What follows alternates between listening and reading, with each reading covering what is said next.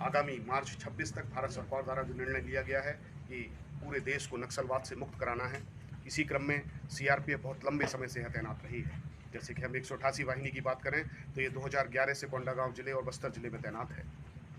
और पिछले लगभग 22 वर्षों में बहुत ही समर्पण और कर्तव्य निष्ठा के साथ कार्य करते हुए सीआरपीएफ ने यहाँ नक्सलवाद को समाप्त करने में बहुत अहम भूमिका निभाई है। इसके साथ ही जो बस्तर के अन्य जिले हैं, चाहे सुकमा, बीजापुर, दांतेवाड़ा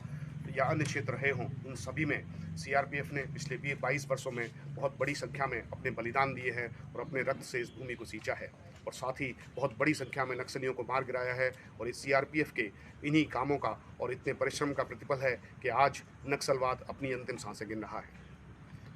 इस सीआरपीएफ द्वारा किए गए इस कार्य को एक मान देने के लिए और जितने सीआरपीएफ के वीर बलिदानी हैं, जिन्होंने अपने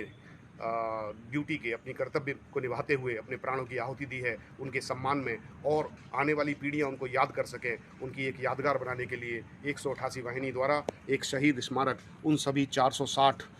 वीर बलिदानियों की याद में बनाया गया है, जिन्होंने बस्तर में अपने प्राणों की आहुति दी है, जिसमें 20 राजपत्रित अधिकारी, 40 अधीनस्थ अधिकारी तथा अन्य कार्मिकों, अन्य जवानों को मिलाकर कुल 460 सीआरपीएफ के बहादुरों ने 2023 से और 15 अगस्त 2025 तक अपने प्राणों की आहुति दी है। उन सभी के मान में, उन सभी के सम्मान में NH-30 के ऊपर 188 वाहिनी द्वारा इस शहीद स्मारक का निर्माण किया गया है, जिसे भी आज इस महत्वपूर्ण पर्व 15 अगस्त स्वतंत्रता दिवस के अवसर पर आम जनों को लोकार्पित किया गया है, ताकि आम जन भी वहां आ सकें और प्रेरणा ले सकें। आने वाली पीढ़ियां सीआरपीएफ के इस बलिदान को याद रख सकें और आने वाली जो हमारी युवा पीढ़ी है वो भी इससे एक प्रेरणा ले सके और आने वाले समय में देश हित में कार्य कर सके।